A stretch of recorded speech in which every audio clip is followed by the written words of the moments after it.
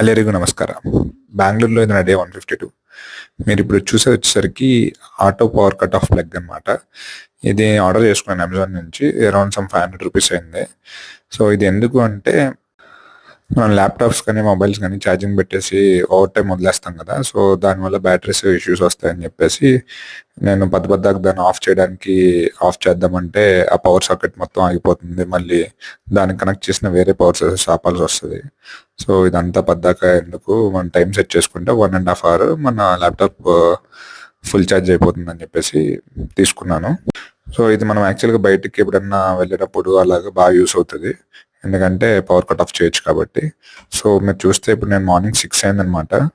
So ఎక్కడికి start అయ్యానో అందరికి తెలిసే ఉంటుంది. అంటే బేసికల్లీ పవన్ కళ్యాణ్ ఫ్యాన్స్ అయితే ఖచ్చితంగా గెస్ట్ చేస్తారు. సో చూడండి ఎక్కడికి వెళ్తున్నాను. ఇది వచ్చేసరికి మనకి వర్తూర్ వెళ్ళే రోడ్ అనమాట, పనతూరు నుంచి. సో నేను మూవీకి వచ్చాను అనమాట, హరిహర వీరమల్లు. సో నిన్న మార్నింగే బుక్ చేసుకున్నాను టికెట్స్.